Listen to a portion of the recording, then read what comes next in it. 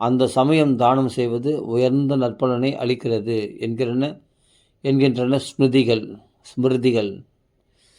தானங்கள் பெற்று மகிழ்ந்த அந்தணர்கள் வினயத்தோடு தலைவணங்கி நிற்கும் தர்மரிடம், புருவம்ச சிரேஷ்டரே, வெல்வதற்கரிதான காலத்தின் கதியால் விதியின் வலிமையால் அழிந்து போக இருந்த பரிசுத்தமான குருவம்ச சந்ததியை உங்களுக்கு அருள வேண்டி பகவானான ஸ்ரீ கிருஷ்ணன் காத்தருளினார். ஸ்ரீ விஷ்ணுவினால் காத்தருளப்பட்டதால் இந்த குழந்தை விஷ்ணுராதன் என்று அழைக்கப்பட்டு உலகில் பெரும் புகழுடன் பரம பக்தனாக விளங்கப் போகிறான். இதில் சந்தேகமே இல்லை என்று கூறினார்கள். தர்மபுத்திரர் வினவுகிறார், பெரியோர்களே, இந்த குழந்தை எங்கள் குலத்து பெரியோர்களின் புகழையும் பெருங்குணத்தையும் தன் புகழால் காத்து நிற்பானா? அவர்களை போன்று இவன் விளங்குவானா என்று கேட்டார். அந்தணர்கள் கூறலானார்கள், தர்மரே, இந்த குழந்தை மனுவின் மகனான இக்ஷ்வாகு மகாராஜனைப் போல மக்களை காப்பான். தசரத ராமனைப் போல் அந்தணர்களிடம் அன்பு கொண்டு சத்தியம் தவறாதவனாக இருப்பான். உசினர தேசத்தரசனான சிபி சக்கரவர்த்தி போல கொடையாளியாகவும் அண்டியவர்களை காப்பாற்றுபவனாகவும் இவன் இருப்பான்.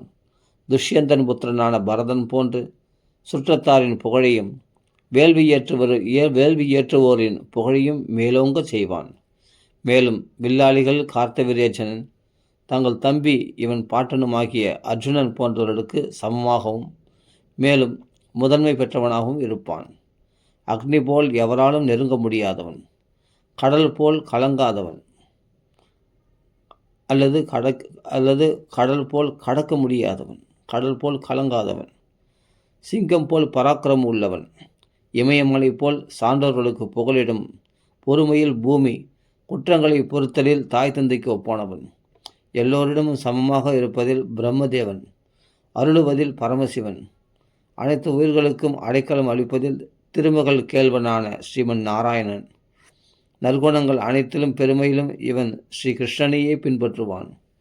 கொடையில் இவன் ரந்தி தேவன், அறநெறி நிற்பதில் யயாதி கோப்பானவன், தைரியத்தில் மகாபலி சக்கரவர்த்தி, பகவத் பக்தியில் பிரகலாதன் போன்றவன், பல அஸ்வமேத யாகங்களை செய்ய போகிறவன், சான்றோர்களுக்கு பணிவிடை செய்து காப்பவன், ஜனமேஜயன் போன்ற ராஜரிஷிகளை தோற்றுவிப்பவன், அறநெறி தவறுபவர்களை தண்டிப்பவன், பூமியின் நலன் கருதி தர்ம நெறியை காக்க கலிபுருஷனை அடக்கி ஆளப் போகிறவன்.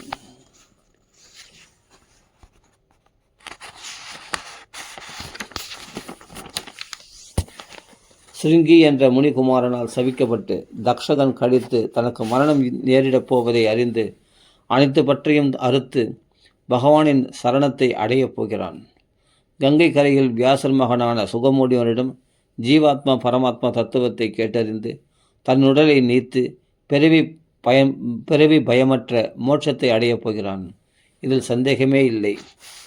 இவ்வாறு ஜோதிட வல்லுநர்களான அந்த அந்தணர்கள் தர்மரிடம் கூறி அவர் அளித்த மரியாதைகளை ஏற்று தங்கள் வீடுகளுக்கு திரும்பினர். தாயின் கருவில் தான் இருந்தபோது தன்னோடு இருந்தவன் தாயின் கருவில் தான் இருந்தபோது தன்னோடு இருந்தவன் இப்போது இந்த மனிதர்களின் நடுவில் எங்கிருக்கிறான் என்று இந்த குழந்தை சோதித்து பார்த்தவன் ஆகையால் இவன் பரீட்சை செய்து பார்த்ததால் பரிசுத்து என்று உலகில் அழைக்கப்பட்டான். பாட்டனரான தர்மபுத்திரரால் வளர்க்கப்பட்ட அந்த குமாரன் வளர்ப்பிறை சந்திரன் போல விரைவிலேயே வளர்ந்தான். உறவினர்களை போரில் வதைத்த பாவம் நீங்க அஸ்வமேத யாகம் செய்ய நினைத்த தர்மநந்தனர் மக்களிடமிருந்து வரி மற்றும் அபராதம் மூலம் பெறப்படும் நிதியானது யாகம் செய்ய போதுமானதாக இல்லையே என கவலையற்றார். அவரது எண்ணத்தை அறிந்த பீமன், அர்ஜுனன் முதலிய சகோதரர்கள் ஸ்ரீ கிருஷ்ணனது அறிவுரைப்படி வடக்கு திசை சென்று அங்கு மருத்த மகாராஜன் செய்த யாகத்தில் அந்தணர்கள் விட்டு சென்ற ஸ்வர்ணம் முதலிய பொருள்களை திரட்டி வந்தனர். மருத்தன் செய்த யாகத்தில் அவன் தந்த தட்சணை ரித்விக்குகளான அந்தணர்கள் தங்கள் திறம் கொண்ட மட்டில் எடுத்து சென்றும் மீதியாய் நின்றதாம்.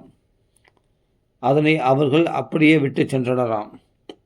யாரும் அதை உரிமையுடன் எடுத்து செல்லாததால் அப்படி விட்ட பொருள்கள் அரசனுடையது என்பதால் அவற்றை எடுத்து வந்தனர் என்பது கருத்து. தாயாதிகளை வதைத்ததால் பயந்த தர்மர் அந்த நிதியை கொண்டு 3 அஸ்வமேத யாகங்களை செய்து ஸ்ரீ ஹரியை பூஜித்தார். தர்மநந்தனரால் வேண்டப்பட்ட ஸ்ரீகிருஷ்ணன் அந்தணர்களை கொண்டு தர்மரின் யாகத்தை நிறைவேற்றி வைத்து நண்பர்களின் மனமகிழ்ச்சிக்காக சில மாதங்கள் அங்கேயே தங்கினார். சௌனகரே, பிறகு ஸ்ரீகிருஷ்ணன் யுதிஷ்டிரர், திரௌபதி, சுற்றத்தார் முதலியவர்களிடம் விடைபெற்று கொண்டு யாதவர்கள் சூழ அர்ஜுனனுடன் துவாரகை சென்றார். ஸ்ரீமத் பாகவத மகாபுராணம் 1வது ஸ்கந்தத்தில் 12வது அத்தியாயம் முற்றிற்று.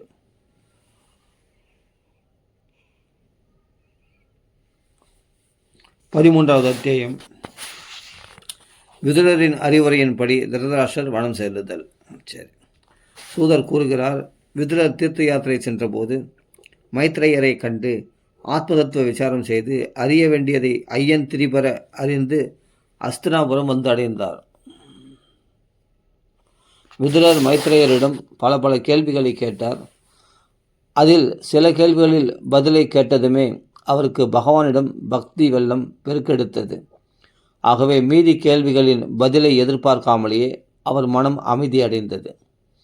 சௌனகரே, சிறிய தந்தையாகிய விதுரர் வந்ததை கண்ட தர்மபுத்திரர் தன் தம்பிகளுடனும் திருதராஷ்டிரர் யூத்சு, அதாவது திருதராஷ்டிரருடைய வைசிய மனைவியின் மகன் சஞ்சயன், கிருபாச்சாரியார், குந்தி தேவி, காந்தாரி, திரௌபதி, சுபத்திரை, உத்தரை, கிருபி, பாண்டுவின் உறவினர்களான ஆடவர், பெண்டிர் ஆகியவர்களுடனும் மற்றுமுள்ள பெண்கள் தங்கள் குழந்தைகளுடனும் வந்து இறந்தவன் பிழைத்தது போன்ற மகிழ்ச்சி பொங்க பிரிவாற்றாமையால் கண்களில் நீர் மல்க அவரை நமஸ்கரித்து அன்பினால் அணைத்து கொண்டு வரவேற்றனர். தர்மர் விதுரரை ஒரு இருக்கையில் அமர்த்தி முறைப்படி உபசரித்தார்.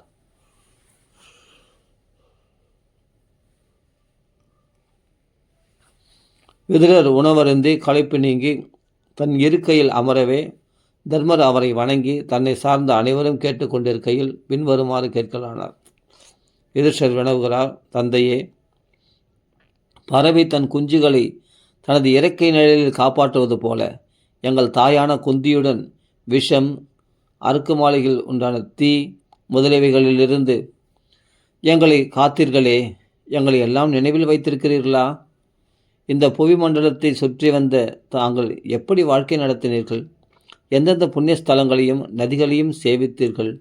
பெரியோரே, பகவானை எப்போதும் மனத்தில் இருத்தி தியானிப்பதால் தங்களைப் போன்ற பகவத் பக்தர்களே புண்ணிய ஸ்தலங்களும் நதிகளும் ஆவீர்கள். அப்படி இருக்க தீயோர் இணக்கத்தால் தூய்மை இழந்து நிற்கும் ஸ்தலங்களையும் நதிகளையும் தாங்கள் சென்று தரிசித்து நீராடி அவற்றை தூய்மையாக்குகிறீர்களே, அவ்வளவுதான். உங்களுக்காக வேண்டியது ஒன்றுமில்லை.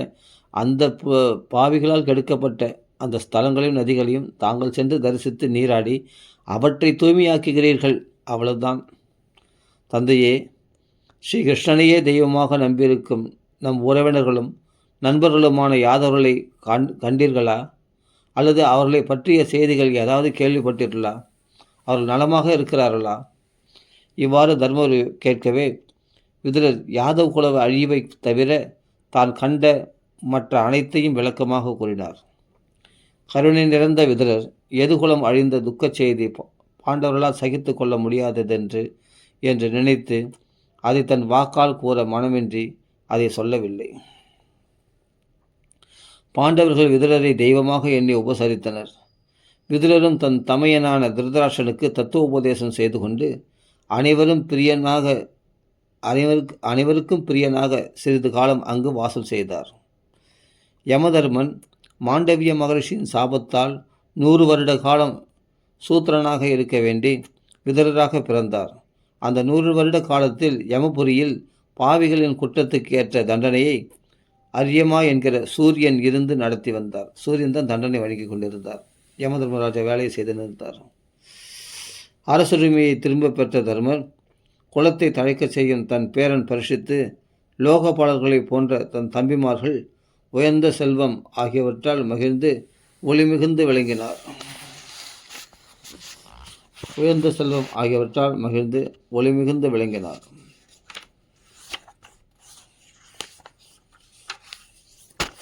இவ்வாறு தன் வீட்டிலும் குடும்ப பராமரிப்பிலும் பலமாக ஒட்டி கொண்டிருக்கும் மக்கள் கடக்க முடியாத காலம் வெகு வேகமாக கழிந்து கொண்டிருப்பதை அறியாதவர்களாக இருக்கிறார்கள். ஆனால் காலத்தின் வேகத்தை அறிந்த விதுரர் தன் தமையனான திருதராஷ்டிரரிடம் கூறலானார். அரசே, மரண பயம் வந்துள்ளதை பாருங்கள். விரைவில் இங்கிருந்து வெளியேற வேண்டும். பிரபு, இவ்வுலகில் யாராலும் எப்போதும் வெல்ல முடியாத காலரூபனான பகவான் இதோ நம்மிடம் வந்துவிட்டான். இவ்வுலகில் மிகவும் அன்பான உயிரிலிருந்தும் அனைத்துமே காலனால் பிரிக்கப்படுகிற போது செல்வம் முதலியவற்றிலிருந்து பிரிவதை பற்றி சொல்லவா வேண்டும்? உங்களுடைய தந்தை, சகோதரர்கள், நண்பர்கள், புத்திரர்கள் அனைவரும் கொல்லப்பட்டார்கள். உங்களுக்கோ வயதாகிவிட்டது. உடலும் முதுமையால் தள்ளாடுகிறது. இருந்தும் பிறர் வீட்டில் இருக்கிறீர்களே, அந்தோ பரிதாபம். உலகில் பிராணிகளுக்கு உயிர் மேல்தான் என்ன ஆசை? அந்த ஆசையால் தானே பீமன் தரும் உணவை நாய் போல் பெற்றுக்கொள்கிறீர்கள். தங்கள் தனையன் துரியோதனன் அவர்களது அரக்கு மாளிகைக்கு தீ வைத்தான். கங்கை கரையில் பீமனுக்கு விஷமளித்தான். அரசவையில் திரௌபதியை துகிலெடுத்து அவமதித்தான். அவர்களது அரசை கவர்ந்தான். இருந்தும் அவர்கள் உங்களை அன்னமளித்து காத்து வருகிறார்கள். அப்படி வாழ்ந்துதான் ஆக வேண்டுமா? கந்தல் துணி போல நைந்து போன இந்த கிழட்ட உடலுடன் அஞ்ஞானத்தால் இன்னும் வாழ விரும்புகிறீர்களே. நீங்கள் விரும்புவதால் தான் என்ன பயன்? விரும்பாவிடனும் என்றோ ஒரு நாள் இவ்வுடல் அழியத்தானே போகிறது. இனி இவ்வுடலால் புகழ்தான் பெற முடியுமா? அல்லது தர்மம்தான் செய்ய முடியுமா? ஆகவே இவ்வுடல் பற்றி ஒழித்து வைராக்கியம் அடைந்து எங்கு சென்றான் என்று எவராலும், உடல் பற்றி ஒழித்து விரக்தி கொண்டு எங்கு சென்றான் என்று எவராலும் அறிய முடியாதவாறு இவ்வுடலை தள்ள வேண்டும்.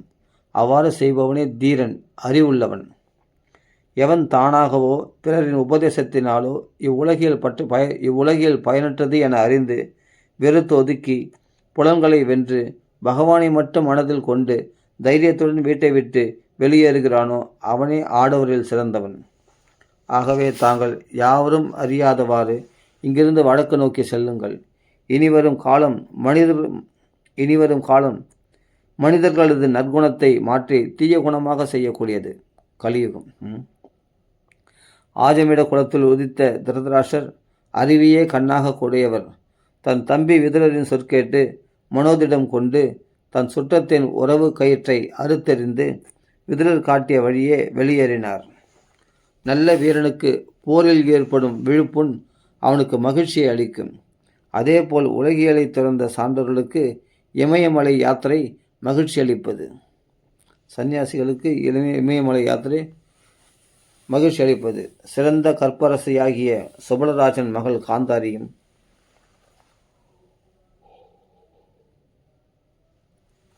தன் கணவனை பின்தொடர்ந்து சென்றாள்.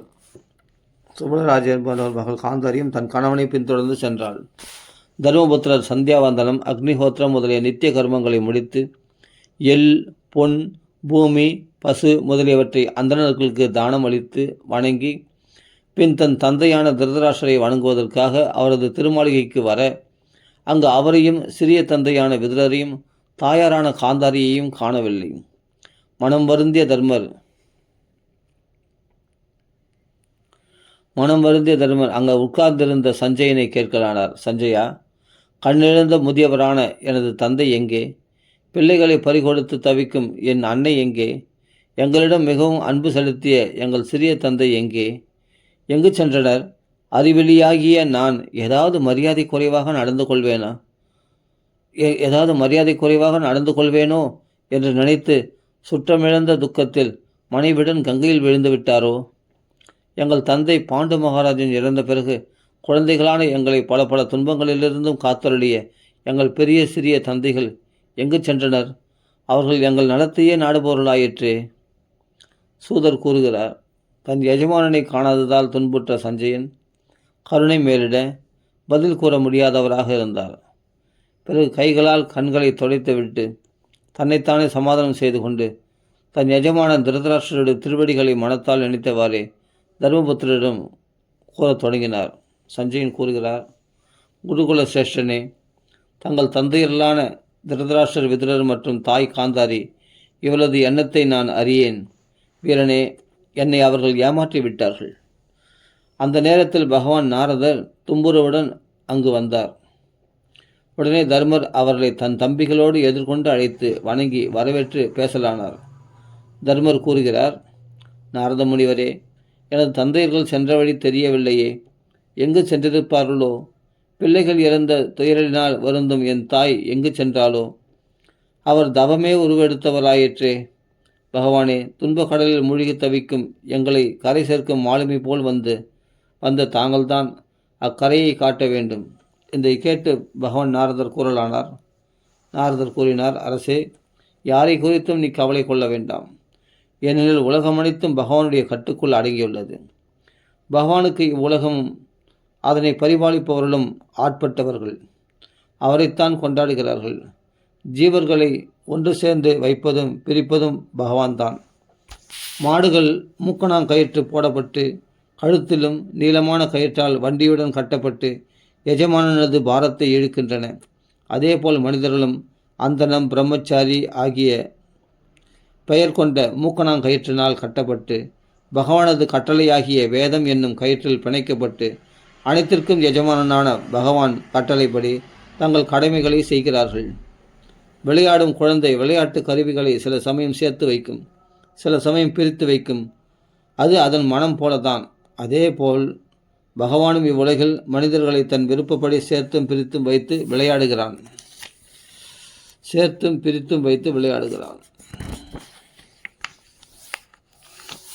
உலகம் ஜீவனாயிருக்கும் தன்மையில் அழிவற்றது.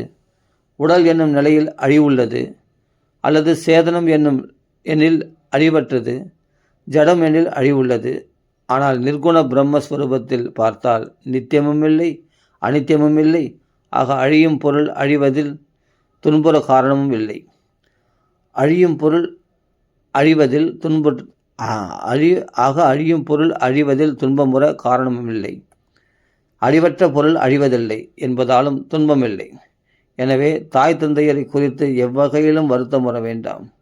இவ்வருத்தத்திற்கு காரணம் அறியாமையால் வந்திடும் பாசம்தான். ஆகையால் தர்மநந்தனா, கதியற்றவர்களும் தீனர்களுமான என் தாய் தந்தையர் என்னை விட்டு பிரிந்து எவ்வாறு வாழ்வார்கள் என்ற அறியாமையினால் உண்டான உன் கலக்கத்தை விட்டுவிடு. பஞ்சபூதங்களால் ஆக்கப்பட்ட உடல், காலம், கர்மா, முக்குணங்கள் ஆகியவற்றின் வசம் உள்ளது. குணத்தை கெடுப்பது காலம், பிறப்பிறப்பிற்கு காரணமானது கர்மா, இவற்றிற்கு சாதனமானது உபாதான காரணம் குணம். மலைப்பாம்பின் வாயில் விழுந்த ஒருவன் வேறொருவனை எவ்வாறு காப்பாற்ற முடியும்?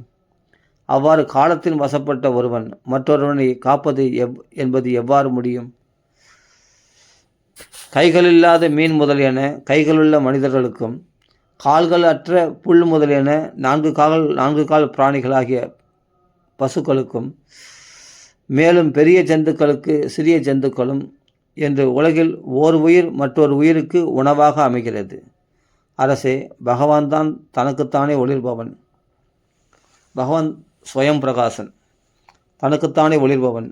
அவன்தான் ஜீவாத்மாவில் விளங்கும் பரமாத்மா. இன்ப துன்பங்கள் அளிக்கும் பொருளும் அவனே, அவற்றை அனுபவிப்பனும் அவனே, மாயால் பலபடியாக தோன்றுபவனும் அவனே. நீ இந்த தத்துவத்தை கண்டு உணர்வாயாக. மாமன்னரே, அனைவரையும் காக்கும் அந்த பகவானே இப்பொழுது புவியில் அரக்கர்களை அழிக்க காலனாய், அதாவது ஸ்ரீ கிருஷ்ணனாய் திருவாவதாரம் செய்துள்ளார். தேவர்களின் பொருட்டு செய்யப்பட வேண்டிய செயல்கள் அநேகமாக செய்து முடிக்கப்பட்டன. மீதியுள்ள காரியங்களை எதிர்நோக்கியிருக்கிறார். அவர் இவ்வுலகில் இருக்கும் வரை நீங்களும் காத்திருங்கள். திருதராஷ்டிரர் தம்பி விதுரனுடனும் மனைவி காந்தாரியுடனும் இமயமலையின் தென் சரிவில் உள்ள மகரிஷிகளின் ஆசிரமம் சென்றுள்ளார்.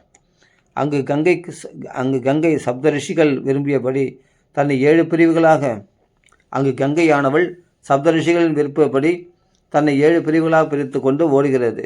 ஆகையால் பெரியோர்கள் அதை சப்தஸ்ரோதஸ், சப்தகங்காகட் என்று அழைக்கின்றனர். அங்கு கங்கையில் 3 வேளைகளிலும் ஸ்நானம் செய்து முறைப்படி அக்னிஹோத்திரங்களையும் செய்து கொண்டு தண்ணீரை மட்டுமே உணவாக கொண்டு ஆசைகளை துறந்து அமைதியாக வாழ்கிறார். நிலையான ஆசனத்தில் அமர்ந்து மூர்ச்சை அடக்கி சுவை, ஒளி, ஊறு, ஓசை, நாற்றம், மனம் என்கிற 6 பொறிகளையும் உலகிலில் செல்ல ஒட்டாமல் தடுத்து பகவானையே நினைத்திருப்பதால் சத்துவம், ரஜசம், தாமசம் என்கிற முக்குணங்களால் புத்தியில் உண்டாகும் மாசுகளை களைந்தார். தான் என்கிற அகங்காரமான மனத்தை ஸ்தூல உடலிலிருந்து தனிப்படுத்தி புத்தியில் லயிக்கச் செய்தார். விஞ்ஞான ரூபமான அந்த புத்தியை பார்க்கப்படுகின்ற பொருள்களிலிருந்தும் தனிமைப்படுத்தி பார்க்கிறவரான க்ஷேத்திரஜனிடம் லயிக்கச் செய்தார். குடத்துக்குள் இருக்கும் ஆகாயத்தை வேறுபடுத்தி மகாகாசத்தில் சேர்ப்பது போல அந்த க்ஷேத்திரஜனை அனைத்திற்கும் ஆதாரமான பரமாத்மாவிடம் லயிக்கச் செய்து பரபிரம்ம ஸ்வரூபமாகவே விளங்குகிறார்.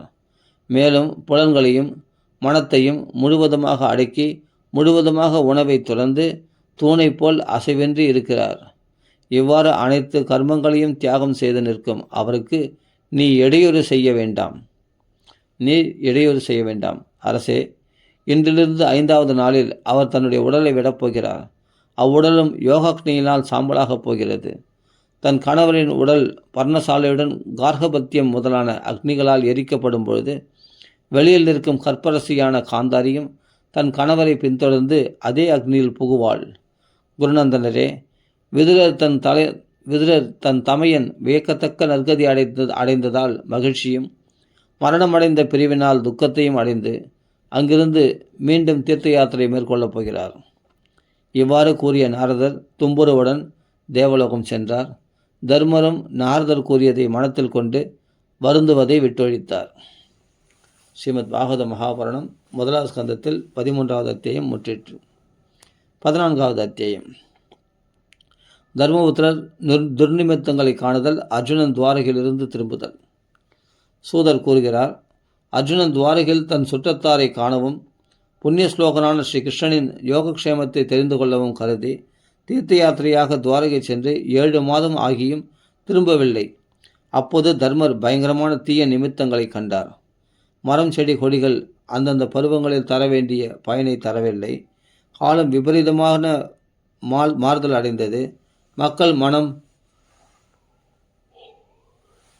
மனம் கோபம், லோபம், பொய்களால் திரிந்து தவறான வாழ்க்கை வாழத் தொடங்கினர். செயல்முறையில் கவடும் சூதும் நிரம்பின. நட்பில் வஞ்சகம் இருந்தது. தாய், தந்தையர், நண்பர்கள், சகோதரர்கள், கணவன், மனைவி ஆகியவர்கள் ஒருவருக்கொருவர் சண்டை செய்து கொண்டனர். கலியுகம் வரப்போவதை குறிக்கும் வகையில் மக்கள் மனத்தில் பொறாமை, கர்வம் முதலென குடிகொண்டன. அனுகூலமான நல்ல சமயத்திலும் தீய நிமித்தங்கள் தோன்றின. இவற்றை கண்ட தர்மர் தன் தம்பி பீமனிடம் சொல்லலுற்றார். தர்மர் கூறுகிறார், சுற்றத்தாரை காணவும் மகிமை பொருந்திய ஸ்ரீ கிருஷ்ணனது செயல்களை அறிந்து வரவும் அர்ஜுனன் துவாரகை சென்றான்.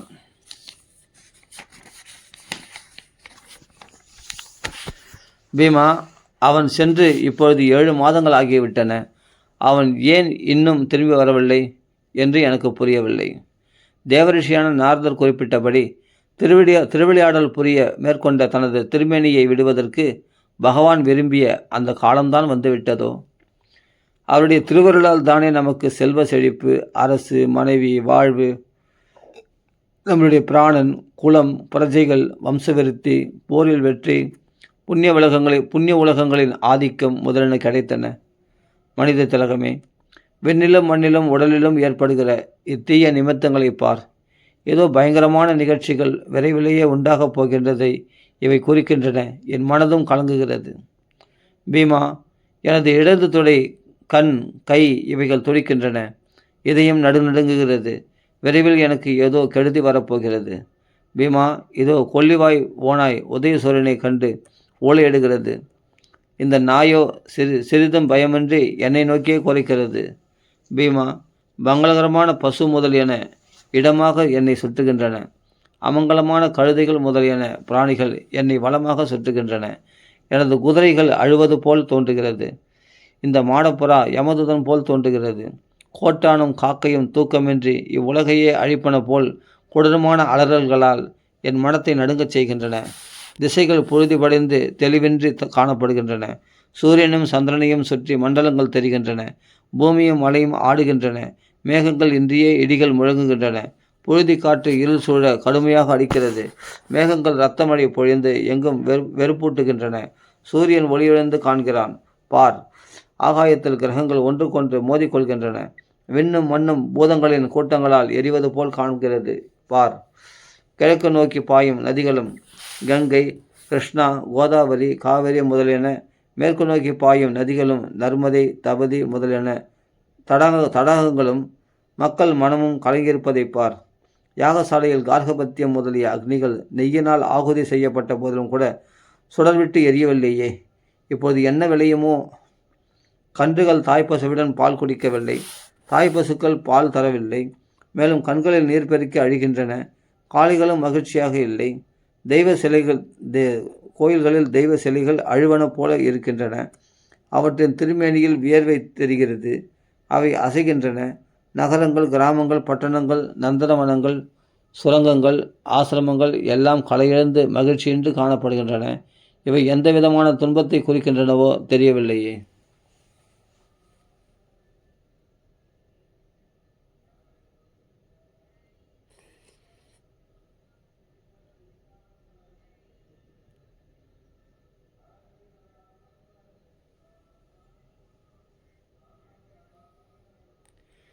தெரியவில்லையே.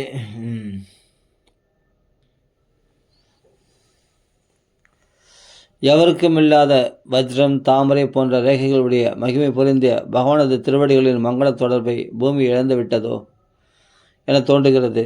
இத்தீய நிமித்தங்களை காண்கையில் நிச்சயம் அப்படித்தான் இருக்கும். சூரர் தொடர்ந்து கூறுகிறார். அந்தனுத்தமரே, இந்த தீய நிமித்தங்களை கண்டு தர்மர் இவ்வாறு கவலை கொண்டிருக்கையில் அர்ஜுனன் துவாரகையிலிருந்து திரும்பி வந்தான். வந்த அர்ஜுனன் தர்மரது திருவடிகளில் விழுந்து வணங்கினான். ஒருபோதும் இப்படி துக்கப்பட்டவனாக அர்ஜுனன் இருந்ததில்லை. தலையை தொங்க போட்டு கொண்டு தாமரை கண்களில் கண்ணீர் பெருக கலையிழந்து காணப்பட்ட அர்ஜுனனை கண்ட தர்மர் மனம் கலங்கினார். நாரதர் முன்கூறியதை நினைத்து சுற்றத்தார் நடுவில் தம்பியை கேட்கலானார். யுதிஷ்டர் கேட்கிறார், தம்பி அர்ஜுனா, துவாரகையில் நமது சுற்றத்தார்களான மதுக்கள், போஜகர்கள், தாசர்கள்,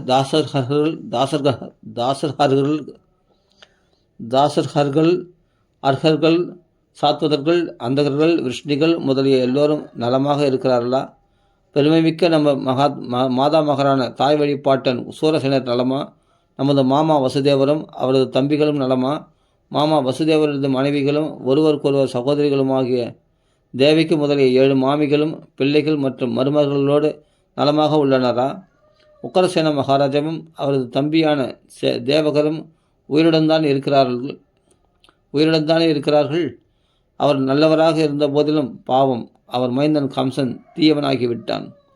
ஹிருதீகர், அவர் மகன் கிருதவர்மா, அக்குரர், ஜெயந்தர், கதர், சாரணர், சத்ருஜித்து முதலிய எல்லோரும் நலமாக இருக்கிறார்களா? எதுகுல திலகமாகிய பகவான் பலராமன் நலமா? யாதருளில் மகாவீரரான பிரத்யும்னர் சௌக்கியமா? போரில் மிகுந்த வேகம் காட்டும் அனிருத்தர் நலமா? சுஷேனன், சாருதேஷ்ணர், ஜாம்பவதியின் மகன் சாம்பன், ரிஷபன், அவரது புத்திரர்கள், ஸ்ரீ கிருஷ்ணனது மற்ற புதல்வர்கள், சுததேவர், உத்தவர் மற்றும் ஸ்ரீ கிருஷ்ணனது மெய்காப்பாளர்களான சுனந்தன், நந்தன் மற்றும் அவர்களுக்கு கீழ் உள்ளவர்கள், ஸ்ரீ கிருஷ்ணன் மற்றும் பலராமன் இவர்களை நம்பியுள்ள அனைவரும் நலந்தானே? அவர்கள் அன்போடு நம்மை பற்றி விசாரித்தார்களா? பக்தவத்சலனான பகவான் ஸ்ரீகிருஷ்ணன் வேதம் ஓதும் அந்தணர்களிடம் மிகவும் அன்பு கொண்டவர். அந்த கோவிந்தன் துவாரகையில் சுதர்மா என்கிற அவரது அவையில் நண்பர்கள் சூழ நலமாக இருக்கிறாரா? துவாரகையில் சுதர்மா என்ற அவரது அவையில் நண்பர்கள் சூழ நலமாக இருக்கிறாரா? உலகின் நன்மைக்காக, க்ஷேமத்திற்காக அதை காத்து ரட்சிக்கவே புராண புருஷரான ஸ்ரீகிருஷ்ணன் பலராமரோடு எதுகுலம் என்கிற திருப்பார்கடலில் வசித்து வருகிறார். ஸ்ரீ கிருஷ்ணனுடைய திருத்தோள்களின் நிழலில் துவாரகையில் உள்ள யாதவர்கள் ஸ்ரீ மகாவிஷ்ணுவின் பார்ஷதர்கள் போல கவலையின்றி அனைவரும் மெச்ச மகிழ்ச்சியுடன் விளங்குகிறார்கள். சத்யபாமை முதலிய 16,000 மனைவிகளும் ஸ்ரீ கிருஷ்ணனுடைய திருவடி சேவையினால் சத்யபாமை முதலிய 16,000 மனைவிகளும் ஸ்ரீ கிருஷ்ணனது திருவடி சேவையினால் ஸ்ரீ கிருஷ்ணனை கொண்டே இந்திரனை போரில் வென்று இந்திராணி அனுபவிக்கும் பாரிஜாத மலர் முதலிய போகங்களை அனுபவிக்கிறார்கள். யாதவர்கள் ஸ்ரீ கிருஷ்ணனது தோல்வலியையே நம்பி வாழ்பவர்கள். ஆகவே அவர்கள் ஸ்ரீ கிருஷ்ணன் வென்று கொண்டு வந்த தேவர்களது சுதர்மா என்கிற சபையில் பயமின்றி இங்குமங்கும் ஓடி ஆடுகிறார்கள். குழந்தாய், நீ நலமா? கலையிழந்து காண்கிறாயே, நீ வெகு நாட்கள் அங்கு தங்கியதால் நம் சுற்றத்தார் உன்னை சரியாக மதிக்கவில்லையா? அவமதித்தார்களா என்ன? அன்பின்றி கடுமையாக ஏதாவது பேசினார்களா? உன்னிடம் ஆசையுடன் வந்த யாசகர்களுக்கு தருகிறேன் என்று வாக்களித்து அதை தராத விடுத்தனையா? நீயோ சரணம் என்று வந்தவனை காப்பவன். சரணம் என்று வந்த அந்தணன், குழந்தை, பசு, முதியவர், நோயாளி, பெண் அல்லது வேறு ஜீவர்கள், இவர்களை நீ காப்பாற்ற தவறினாயா? எந்த பெண்ணிடமும் நீ நிந்திக்கத்தக்க முறையில் நடந்து கொள்ளவில்லையே. அல்லது நல்ல பெண்களிடம் தவறாக நடந்து கொண்டாயா? வரும் வழியில் உன்னை விட எளியவர்களிடம் தோற்றாயா? உனக்கு ஒத்தவர்கள் யாராவது உன்னை வென்றனரா? பெரியோர்கள் குழந்தைகள் பசியுடன் இருக்க நீ அவர்களுக்கு முன் சாப்பிட்டாயா? மன்னிக்க முடியாத நிந்திதமான செயல் எதையாவது செய்தாயா? அல்லது உனக்கு மிகவும் உகந்த அன்பனும் நண்பனும் சுத்தமுமான கண்ணனை பிரிந்தேனே, ஒன்றுமில்லாதவன் ஆகினேனே என்று கவலைப்படுகிறாயா? இப்படி இல்லையேல் நீ இவ்வாறு மனம் வருந்த வேறு காரணம் என்று எதுவும் இல்லையே. ஸ்ரீமத் பாகவதம் மகாபுராணம் 1வது ஸ்கந்தத்தில் 14வது அத்தியாயம் முற்றிற்று. 15வது அத்தியாயம் பாண்டவர்கள் தேவலோகம் செல்லுது.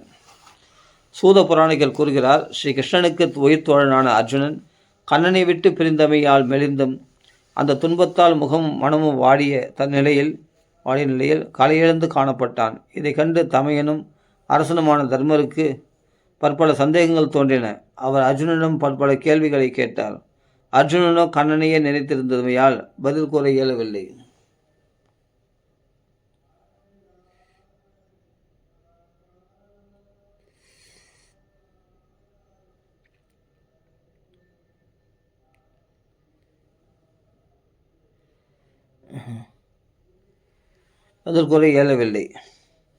தன் கண்களிலிருந்தும் கண்ணன் மறைந்ததால் அர்ஜுனன் அன்பின் எல்லையில் நின்று மிகவும் கலங்கினான். தோழனாக இருந்து கண்ணன் செய்த நன்மைகளையும் தேரோட்டியாய் செய்த உதவியையும் தங்கள் மேல் கண்ணன் கொண்டிருந்த நல்ல எண்ணம் முதலியவற்றையும் நினைத்து அர்ஜுனனின் கண்கள் குலகமாகின. தடுக்க முயன்றும் இயலாது பெருகும் கண்ணீரை கைகளால் துடைத்து கொண்டு குரல் தழுதழுக்க தமையன் தர்மரிடம் பேசலானான். அர்ஜுனன் கூறுகிறான், அண்ணா, நமது உறவினர் என்று விளங்கிய பகவான் ஸ்ரீ கிருஷ்ணன் தேவர்களும் வியக்கும் நிலையில் இருந்த எனது வீரத்தை பறித்து கொண்டு என்னை மோசம் செய்து விட்டார். பஞ்சிதோஹ மகாராஜா ஹரிணா பந்தரூபினா ஏனமே அபஹிருதம் தேஜோ தேவ விஸ்மாபனம் மகத்து. உடலிலே உயிரில்லை எனில் அதை சவம் என்று சொல்வது போல் கண்ணன் பிரிவு ஒரு நிமிடமானாலும் இவ்வுலகமே வெறிச்சோடி மனத்திற்கு வெறுப்பை தருகிறது. கண்ணனை நான் அண்டியதால் அல்லவா சுயம்பரத்தில் துருபதன் வீட்டிற்கு வந்த காம மதம் கொண்ட அரசர்களது வீரம் ஒடுக்கப்பட்டது. வில்லில் நானேற்றி மச்சக்குரியை வீழ்த்தி திரௌபதியை அடைந்தேன் நான். ஸ்ரீகிருஷ்ணன் நம் பக்கம் இருந்ததால் தானே தேவர்களோடு இருந்த இந்திரனையும் வல்லமையால் வென்று காண்டவனத்தை அக்னி பகவானுக்கு தந்தேன். உயர்ந்த சிற்ப வேலைகள் நிறைந்த மயங்க செய்யும் மயனுடைய சபை நமக்கு கிடைத்தது. தாங்கள் செய்த ராஜசூய வேள்வியில் 8 திசைகளிலிருந்தும் அரசர்கள் வந்து கப்பம் செலுத்தினார்கள். 10,000 யானைகள் பலமும் திறனும் கொண்ட தங்கள் தம்பியும் எனது அண்ணனுமான பீமன் கண்ணனது திருவருளால் ஜராசந்தனை கொன்று அவனால் மகாபைரவரது வேள்விக்காக சிறைபிடிக்கப்பட்ட 20,800 ராஜாக்களையும் விடுவித்தார். அவர்களும் தங்கள் ராஜசூய யாகத்திற்கு காணிக்கைகள் அளித்தனர். தங்கள் மனைவியான திரௌபதியின் அழகான கூந்தல் ராஜசூய வேள்வியில் அவபிரதம் மகாபிஷேகம் செய்யப்பட்டு மிகவும் புனிதமடைந்திருந்தது. அந்த துஷ்டனான துச்சாதனன் நடு சபையில் பிடித்திழுத்து கலங்கப்படுத்தினான். திரௌபதி கண்ணனது திருவடிகளை கண்ணீரால் நனைத்து வணங்கி நிற்க கண்ணன் அந்த தீயோர்களை பாரத போரில் மறியச் செய்து அவர்களது மனைவிகளை மங்களம் இழக்க செய்ய நேரிட்டது. அண்ணா, துர்வாச மகரிஷி தன் 10,000 சீடர்களோடு ஒரே வரிசையில் உட்கார்ந்து சாப்பிடுபவர். அவர் மூலம் நம் பகைவன் துரியோதனன் நம்மை அழிக்க நினைத்து அவரை நம் வனவாசத்தின் பொழுது திரௌபதி உண்டு அட்சய பாத்திரம் கழுவி வைக்கப்பட்ட பின் அனுப்பி வைத்தான். ஆனால் கண்ணன் நாம் இருக்கும் வனம் வந்து அட்சய பாத்திரத்தில் ஒட்டியிருந்த கீரையை அந்த கீரையால் 3 உலகம் திருப்தி அடையட்டும் என்று கூறி சாப்பிட்டார். நீராடி வரச் சென்ற துர்வாச மகரிஷியை அவரது கூட்டத்தோடு வயிறு நிறைய உணவருந்தியது போன்று உணரச் செய்தார். அவர் மட்டும்தானா? ஏன் உலகம் அல்லவா மனநிறைவை கொண்டது, வயிறு நிறைவு சாப்பிட்டது போல் உணர்ந்தது. அதுவுமன்றி கண்ணனது திருவள்ளினால் தானே பார்வதி காந்தனான பகவான் பரமேஸ்வரன் அவரோடு நான் நிகழ்த்திய விற்போரில் என்னை வியந்து தனது பாசுபதாஸ்திரத்தை எனக்கு அளித்தார். மற்ற லோகபாலர்களும் அவரவர்களது அஸ்திரங்களையும் எனக்கு அளித்தனர். மேலும் இந்திரனது சபையில் இதே மனித உடலுடனேயே அவரோடு சம ஆசனத்தில் உட்காரும் பெரும் எனக்கு கிடைத்தது. இந்திரனுக்கு சமமான ஆசனத்தில் உட்காரும் பெரும் எனக்கு கிடைத்தது. எல்லாம் கிருஷ்ணனுடைய கிருபை. தர்மநந்தனரே, இந்திரனின் மாளிகையில் நான் தங்கிய போது இந்திரனும் மற்ற தேவர்களும் நிவாத கவசங்களை வதம் செய்ய வேண்டி காண்டிபம் ஏந்திய எனது தோள்களை தஞ்சமடைந்தனர். பகவானது அருளால் தானே என் தோள்களுக்கு இத்திறமை கிடைத்தது. அந்த புருஷோத்தமரான பகவான் இன்று என்னை வஞ்சித்து விட்டாரே, என்னை பிரிந்து விட்டானே, என்னை ஏமாத்திட்டு போயிட்டானா அப்படின்ற அந்த கிருஷ்ணன். விராட நகரில் வடப்புறம் பசுக்கள் மீட்சியின் போது பீஷ்மர், துரோணர், கர்ணன் முதலிய திமிங்கலங்களை உடைய கௌரவ படை என்னும் எல்லையற்ற கடலை கண்ணனது உறவினன் என்கிற ஒரே காரணத்தால் ஒரே ரதத்தோடு கடந்தேன். பசுமாடுகளையும் மீட்டு கொண்டு வந்தேன். வெற்றிக்கு அடையாளமாக பகைவர்களது மணிமயமான கிரீடங்களையும் கொண்டு வந்தேன். பிரபு, பீஷ்மர், கர்ணன், துரோணர், சல்யன் முதலிய சேனாதிபதிகள் மற்றுமுள்ள அநேக சத்திரிகளின் தேர்களையும் வரிசையாக கொண்ட கௌரவ சேனையின் நடுவில் பகவான் ஸ்ரீ கிருஷ்ணன் எனக்கு தேரோட்டியாக இருந்து தன் பார்வையினாலேயே அதிரதர்களான அவருடைய ஆயுள், அவருடைய உற்சாக சக்தி, மனோதிடம், அஸ்திரம் பிரயோகிக்கும் அறிவு ஆகியவற்றை கவர்ந்தவர். அப்படியேப்பட்ட கிருஷ்ணன் என்னை வஞ்சித்து விட்டாரே. பார்வையாலே அவங்களுக்கு ஆயுள் பலம், மனோபலம், இந்திரிய பலம், உற்சாக பலம், அஸ்திர சாமர்த்தியம் எல்லாத்தையும் கவர்ந்தாராம் பகவான் கிருஷ்ணர் தன் பார்வையினாலே. அப்படி கவர்ந்து அர்ஜுனுக்கு வெற்றி தேடி கொடுத்தார். அரசே, பிரகலாதனை வதம் செய்ய எண்ணி அவரது தந்தை இரணிகசிபு பற்பல அஸ்திரங்களை பிரயோகித்தான். ஆனால் அவை பிரகலாதனை தொடவும் முடியவில்லை. அதே போல துரோணர், பீஷ்மர், கர்ணன், பூரிஸ்ரவசு, திரிகர்த்த தேசாதிபதியான பூரிஸ்ரவசு, சுசர்மா, மந்திர தேசத்து அதிபதி சல்யன், சிந்து தேசத்து அதிபதி ஜெயத்ரதன், சந்தனுவின் சகோதரர் பாகுலிகன் முதலியவர்களால் எய்தப்பட்ட வீண் போகாத பெருமை பொருந்திய அஸ்திரங்கள் யாவும் என்னை தீண்டவும் முடியாது போனதற்கு காரணம் நாம் எல்லோரும் ஸ்ரீ கிருஷ்ணனுடைய திருக்கரங்களால் காப்பாற்றப்பட்டு வந்ததால் தானே. சான்றோர்கள் மோட்சம் பெற ஸ்ரீ கிருஷ்ணனது திருவடி தாமரைகளை பூஜனை புரிகிறார்கள். அவரோ உண்மையான பக்தர்களுக்கு தன்னையே கொடுத்து விடுகிறார். அறிவிலியான நான் அந்த பகவானையே எனக்கு சாரதியாக அமர்த்தி கொண்டேன். பாரத போரில் தண்ணீர் வேட்கையால் என் குதிரைகள் களைத்து போய் நான் தரையில் நிற்கையில் எதிரிகள் தேரில் இருந்து கொண்டு என்னை தாக்காத வண்ணம் அவர்களை மதிமயங்கும்படி செய்தார்.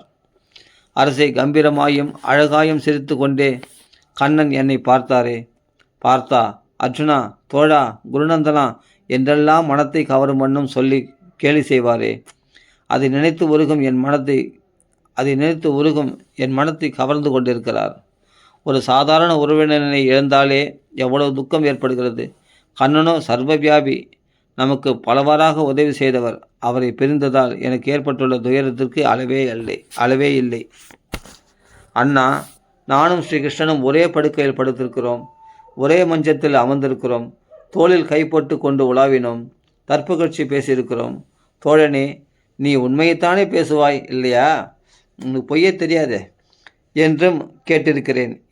இருந்தும் பெருந்தன்மையோடு அவர் கண்ணன் நண்பர்கள் ஒருவருக்கொருவர் குற்றங்களை பொறுத்து கொள்வது போலும் நீ பெரிய சத்தியசந்தனோ அப்படின்னு கிண்டலாக பேசியிருக்கானா? அதை பகவான் பொருட்படுத்தலையா? ஒரு நண்பனுக்கு நண்பன் குற்றங்களை மன்னிக்கிறது போலவும், தந்தை தனையன் தவறை மன்னிப்பது போலவும் அறிவெளியான என் குற்றங்களை பொறுத்து கொண்டாரே. அரசே, இவ்வளவு தவறுகளை புரிந்துள்ள நான், புருஷோத்தமரும் நண்பரும் அன்பருமான என் நலமே நாடும் மனதுடைய கண்ணனை பிரிந்ததால் என் மனம் சூன்யமாகிவிட்டது. பகவானது பத்தினிகளை காத்து இங்கு அழைத்து வரும் வழியில் தீயோர்களான இடையர்களால் ஒரு பெண் பிள்ளை போல் தோற்கடிக்கப்பட்டேன். எந்த தேரில் நான் இருக்கும்போது பகை அரசர்கள் என்னை வணங்கி செல்வார்களோ அதே ரதம்தான், அதே வில்தான், பானங்களும் குதிரைகளும் அவையேதான், நேரில் அவையேதான், தேரில் உள்ளவனும் அர்ஜுனனாகிய அதே ரதிகன்தான் நானேதான். ஆனால் அவை அனைத்தும் இன்று கண்ணனின்றி சாம்பலில் செய்த ஆகுதி போலவும், வஞ்சகனிடம் தந்த பொருள் போலவும், அசத் பிராமணுக்கு அளித்த தானம் போலவும், மாயாவியான வேடிக்கை காட்டுபவன் தருவித்து தரும் பணம் போலவும், கடல் நிலத்தில் விதைக்கப்பட்ட விதை போலவும் ஒரு நொடியில் பயனற்று போயின. அதே அஸ்திரம் இருக்குது, அதே ரதிகன் நான் இருக்கிறேன், வில் இருக்குது, அதே தேர் இருக்குது, எல்லாம் இருக்குது. கிருஷ்ணன் இல்லாதனால இத்தனையும் பயனற்று போய்விட்டது என்று சொல்கிறார். அரசே, நம் நண்பர்களது துவாரகையில் யாதவர்கள் அந்தனுடைய சாபத்தால் அறிவிழந்து வாருணி என்கிற கல்லை குடித்து மதமேறி மனம் தடுமாறி ஒருவருக்கொருவர் முன்பின் தெரியாதவர் போல் கோரை பொருட்களாலும் கைகளாலும் அடித்து கொண்டு இறந்தனர். நீங்கள் கேட்ட நண்பர்களில் 4-5 பேர்கள்தான் இப்பொழுது எஞ்சியிருக்கின்றனர். பெரும்பாலும் உலகில் உள்ள உயிர்கள் ஒன்றுக்கொன்று அடித்து கொள்வதும் அதேபோல் ஒற்றுமையுடன் வாழ்வதும் பகவானது திருவிளையாடல்தான். அரசே, நீர்வாழ் பிராணிகளில் பெரியன சிறியனவற்றையும் பலம் பொருந்தியவை பலமற்றவைகளையும் உண்கின்றன. பலம் பொருந்தியவைகளோ ஒன்றுக்கொன்று தங்களுக்குள்ளேயே மோதி அழிகின்றன. அவ்வாறே பலம் பொருந்திய பாண்டவர்களான நம்மால் துரியோதனாதிகளை கொன்றும், யாதவர்களால் சால்வன் முதலியோர்களை வதைத்தும், யாதவர்களை அவர்களுக்குள்ளேயே சண்டையிடச் செய்தும் உலகின் சுமையை பகவான் குறைத்தார். ஸ்ரீகிருஷ்ணன் இடம் நேரம் இவற்றிற்கு ஏற்பவும் மனசஞ்சலத்தை போக்குவதும் பொருள் பொதிந்ததுமான கண்ணனது சொற்களை நினைக்க நினைக்க, அந்த பகவத்கீதை நினைக்க நினைக்க அவை என் மனத்தை அபகரித்து செல்கின்றன. இடம் நேரம் இவற்றிற்கு ஏற்பவும் மனசஞ்சலத்தை போக்குவதும் பொருள் பொதிந்ததுமான கிருஷ்ணனுடைய சொற்களை நினைக்க நினைக்க அவை என் மனத்தை அபகரித்து செல்கின்றன. சூதர் கூறுகிறார், இவ்வாறு திடமான பிரேமையோடு கிருஷ்ணன் திருவடி தாமரைகளையே நினைக்கும் அர்ஜுனனின் மனம் மாயை என்னும் குறை நீங்கி அமைதியுற்றது. பகவானது திருவடி தியானத்தால் அர்ஜுனனின் பக்தி மேலும் திடமானது. அவனது மனத்திலுள்ள காமாதி தோஷங்கள் விலகின, மனம் தெளிந்தது. போர் முனையில் பகவானால் உபதேசிக்கப்பட்ட ஸ்ரீமத் பகவத்கீதை வெகுகாலம் கழிந்து விட்டதாலும் அரசு காரியங்களில் ஈடுபட்டிருந்ததாலும் சற்றே மறைந்தது போல் ஆயிற்று. கண்ணன் திருவருளால் அந்த ஞானத்தை திரும்பவும் பெற்றான். அந்த பிரம்ம ஞானம் ஏற்பட்டதால் பிரகிருதி என்ற மாயை மறைந்து, அவித்தை மற்றும் முக்குணங்களால் ஏற்படும் விகாரம் மறைந்து, இவ்விரண்டும் மறைந்ததால் துவந்தபாவம் விடுபட்டது. அதனால் லிங்க சரீரம் அழிந்து ஸ்தூல சரீரம் மட்டும் இருந்தது. அதிலிருந்தும் இப்பொழுது விடுபட்டு அத்வைத நிலை பெற்று சோகமற்ற பிரம்மஸ்வரூபமாகவே ஆயினான் அர்ஜுனன். பகவான் ஸ்ரீ கிருஷ்ணன் வைகுண்டம் அடைந்ததையும் யாதவ வம்ச அழிவையும் கேட்ட தர்மபுத்திரர் மனோதிடம் கொண்டு சொர்க்கம் செல்ல எண்ணினார். யாதவ வம்ச நாசத்தையும் கண்ணன் வைகுண்டம் அடைந்ததையும் அர்ஜுனன் கூற கேட்ட குந்தி தேவியும் பகவானிடமே ஏகாந்த பக்தியுடன் மனத்தை அர்ப்பணம் செய்து பிறப்பு இறப்பு என்கிற உலகியல் தலைகளிலிருந்து விடுபட்டு கிருஷ்ணன் திருவடியை அடைந்தாள்.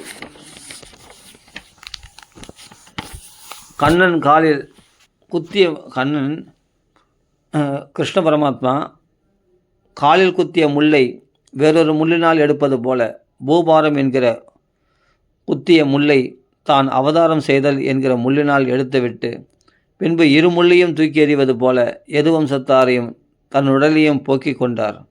பகவானுக்கு பிறப்பும் இறப்பும் எல்லைதானே. பகவானுடைய லீலா வினோதங்கள் எல்லாம் மனுஷனுக்கு அப்பாற்பட்ட தெய்வீக செயல்கள் அல்லவா. நடிகன் நாடகத்தில் பற்பல வேடங்கள் தரித்து நடித்து பின்பு அவ்வேடத்தை கழித்து விடுகிறான் அல்லவா.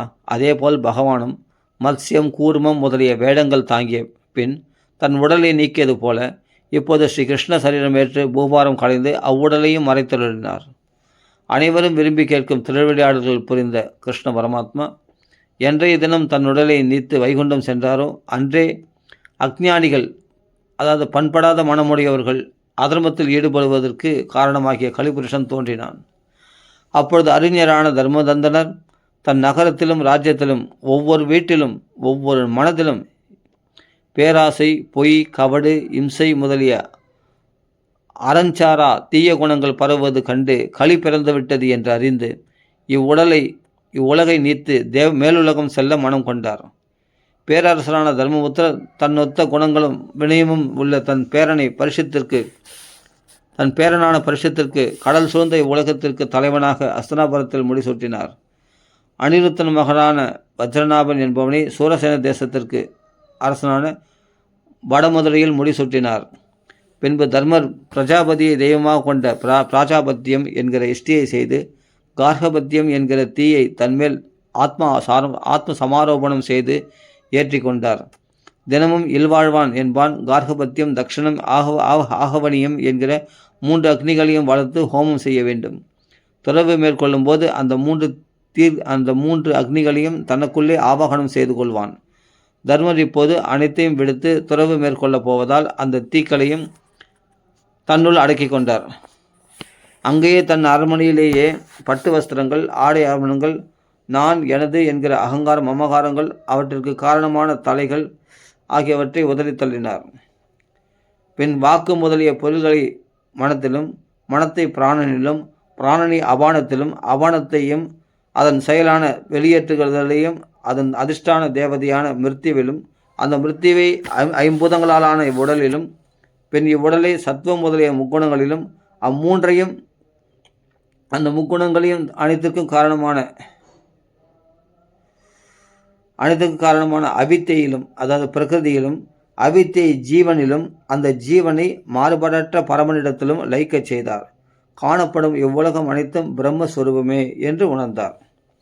பின்பு மரபுரி உடுத்தி, உணவை வெறுத்து, பேச்சை அடக்கி, மௌன விரதம் பூண்டு, தலையை விரித்து போட்டுக்கொண்டு, தன்னை பார்ப்பவர்கள் ஜடன், பித்தன், பேயன் என்று நினைக்குமாறும், எவரையும் எதிர்பாராமல், செவிடன் போல் எதையும் காதில் கேட்டு கொள்ளாமல், அரண்மனையை விட்டு வெளியேறி மனத்தில் பரபிரம்மத்தை தியானித்த வண்ணம் மகான்கள் செல்லும் வடதிசை நோக்கி கிளம்பினார்.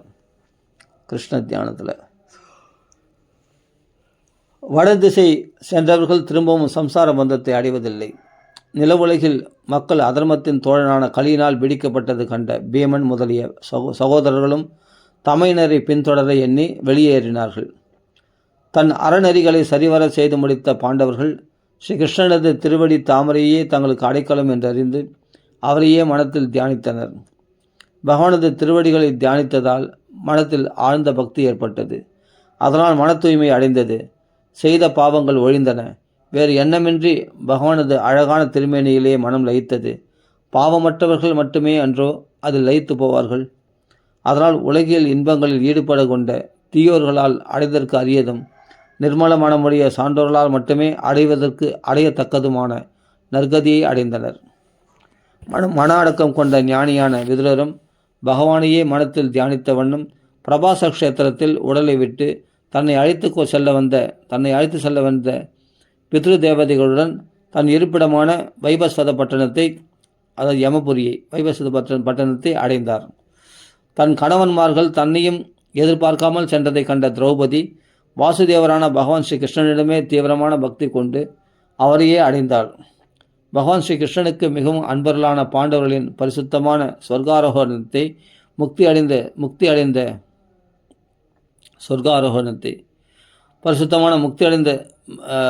இந்த வைபவத்தை சிரத்தையுடன் கேட்பவன் பகவானிடம் பக்தி பெற்று மோட்சத்தை அடைவான். ஏனெனில் அந்த வரலாறு பரம மங்களத்தை அளிக்கக்கூடியது. ஸ்ரீமத் பாகவத மகாபுராணம் 1வது ஸ்கந்தத்தில் 15வது அத்தியாயம் முற்றிற்று.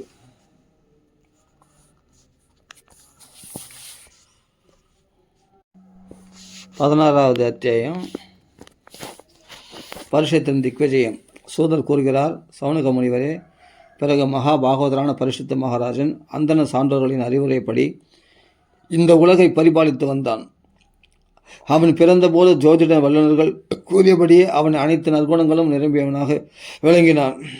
அவன் தன் மாமன் உத்தரனின் மகளான இராவதியை மணந்து ஜனமேஜயன் முதலான 4 குமார்களை பெற்றெடுத்தான்.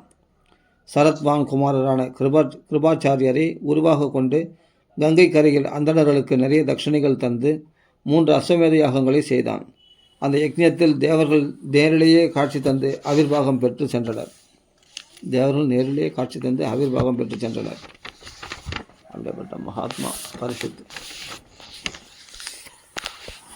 வீரனான பரிஷத்து திக்விஜயம் செய்து வரும்போது ஓரிடத்தில் சூத்திரனான கலிபுருஷன் அரசனை போல் வேடம் தாங்கி ஒரு காளையையும் பசுவையும் காலால் உதைப்பதைக் கண்டு அவனை பிடித்து தண்டித்தான். சவுனகர் கேட்கிறார், பரிசுத்த மகாராஜா திக்விஜய காலத்தில் ஏன் கலியை தண்டித்தார்? பசுவை காலால் உதைத்த அரச வேடம் தாங்கிய அந்த வேளாளன் யார்? பரமபாக்கியம் செய்தவர் தாங்கள். இந்த நிகழ்ச்சி கிருஷ்ணனின் திருவிளையாடல்களோடு ஒன்றிருக்குமே ஆனால் கூறுங்கள், அல்லது பகவானின் திருவடிகள் தாமரையில் பெருகும் தேனியை பருகும் பக்தர்களை பற்றியதாகவாவது இருக்குமானால் கூறுங்கள். வேறு வெட்டி பேச்சுகளால் யாது பயன்? அதனால் நமது ஆயுள்தான் வீணாகிறது. சூத புராணிகரே, மனிதர்கள் அற்ப ஆயுள் உடையவர்கள், மரணமடையக்கூடியவர்கள், ஆயினும் முக்தியை விரும்புபவர்கள். அவர்களுக்கு நன்மை செய்யும் பொருட்டு இங்கு நைமிசாரணத்தில் நடக்கும் சத்திர வேள்வியில் சாமித்திர கர்மா நடைபெறும் போது நேரில் வருகை தரும்படி யமதர்மராஜனை அழைத்துள்ளார்கள். அவர் இங்கிருக்கும் வரை எவருக்கும் மரணம் ஏற்படாது. மானிட உலகில் அனைவரும் பகவானுடைய திருவிளையாடல்கள் ஆகிய அமுதை பருக வேண்டும் என்பதற்காகவே மகரிஷிகள் யமதர்மராஜனை இங்கு அழைத்து வந்திருக்கிறார்கள். சோம்பேறியும் அறிவெளியும் அற்பாயிலும் கொண்ட மனிதனின் ஆயுள் இரவில் தூக்கத்திலும் பகலில் பயனற்ற மற்ற செயல்களினாலும் வீணாகிறது. சூதர் கூறலானார், பரிசுத்து அஸ்தனாபுரத்தில் ஆட்சி புரியும் போது அவனது சேனைகள் பரிபாலனம் செய்யும் இடங்களில் கலிபுருஷன் நுழைந்தான் என்கிற கசப்பான செய்தியை கேட்டதும் போர் செய்வதற்கு ஒரு வாய்ப்பு ஏற்பட்டதால் வீரபுருஷனான அவன் போருக்கு தயாராகி வில்லை கையில் ஏந்தினான். தேர்ப்படை, யானைப்படை, குதிரைப்படை, காலார்படை என்கிற 4 வகை சேனைகள் புடைசூழ சியாம வண்ண அதாவது கண்ணுங்கரையில் இருக்கிற குதிரைகளை பூட்ட பெற்று சிங்கக்கொடியுடன் நன்கு அலங்கரிக்கப்பட்ட தனது தேரில் திக்விஜயம் செய்ய தான் நகரிலிருந்து புறப்பட்டான். பத்ராஸ்வம், கேதுமாலம், பாரதம், உத்தரகுரு, கிம்புருஷன் முதலிய எல்லா தேசங்களையும் வென்று கப்பங்களை பெற்றுக்கொண்டான். செல்லும் இடங்களிலெல்லாம் கிருஷ்ணனுடைய பெருமை, தன் முன்னோர்களது பாண்டவருடைய புகழ், அஸ்வத்தாமனின் பிரம்மாஸ்திரத்திலிருந்து கிருஷ்ணன் தன்னை காத்தது, யாதவ் பாண்டவர்களுக்கு இடையிலான நட்புறவு, கண்ணனிடம் அவர்களுக்கு இருந்த பக்தி முதலியவற்றை செவிகுளர கேட்டு பெருமை படைத்த பரிசுத்த மகாராஜன் அன்பினால் கண்கள் மலர பெரும் மகிழ்ச்சி கொண்டு கண்ணனின் பெருமைகளை கூறியவர்களுக்கு பொன்னு ஆரங்களையும் விலையுயர்ந்த பட்டாடைகளையும் அளித்தான். பகவான் தன் இனிய நண்பர்களான பாண்டவர்களுக்கு தேரோட்டினார். மந்திர ஆலோசனைகளில் கலந்து கொண்டார். ராஜசூய யாகத்தை காண வருபவர்களின் திருவடிகளை அலம்பும் கைங்கரியம் செய்தார். தோழனாக தூது சென்றார். இரவில் கையில் வேலேந்தி பாசறையின் வாயில் காவல் இருந்தார். அவர்களோடு சேர்ந்து பாண்டவரோடு சேர்ந்து உலாவினார். அவர்களது நற்செயல்களை புகழ்ந்து பேசினார். தானே சில சமயங்களில் தர்மரை வணங்குவார். உலகத்தார் பாண்டவர்களை வணங்கும்படி செய்தார். இவ்வாறு தன் முன்னோர்களுக்கு பகவான் செய்த மகத்தான உதவிகளையும் பரஸ்பரம் கொண்டிருந்த அன்பு பிணைப்பையும் செவிகுளர கேட்ட பரிசுத்த மகாராஜன் பகவான் கிருஷ்ணனது திருவடிகளில் மேலும் பக்தியை வளர்த்து கொண்டான். அரசன் பரீட்சித்து தன் முன்னோர்கள் காட்டிய அறநெறியில் தினமும் ஒழுகி வருங்கால் இப்போது சமீபத்தில் நடந்த ஒரு வியப்பான செய்தியை கூறுகிறேன், கேளுங்கள். எருது உருவு கொண்டு, அதாவது காளை உருவம் கொண்டு தர்மதேவன் ஒற்றை காலால் நடந்து செல்கையில் கண்டை எழுந்த கதரும் பசு போல் கண்ணீர் மல்க ஒளியெழுந்த முகத்துடன் பசு உருவம் தாங்கி நிற்கும் பூமாதேவியை பார்த்து கேட்டான். தர்மதேவதை கேட்டது பூமதேவியை பார்த்து, மங்களமானவளே, உன் உடல் நலம்தானே? முகம் வாடி களையெழுந்து காண்கிறாயே, உன் மனத்தில் என்ன வருத்தமோ? தாயே, தூரத்தில் இருக்கும் உன் உறவினர் யாரையாவது நினைத்து வருந்துகிறாயா? 3 கால்களை இழந்து ஒற்றை காலுடன் இருக்கும் என்னை கண்டு வருத்தமா? அல்லது அறநெறி தவறிய அற்பர்கள் என்னை ஆளப்போகிறார்களே என்று வருந்துகிறாயா? அல்லது இனி வேள்விகள் நடக்காதே, தேவர்களுக்கு அவியுணவு கிடைக்காதே என்று தேவர்களை குறித்து கவலையா?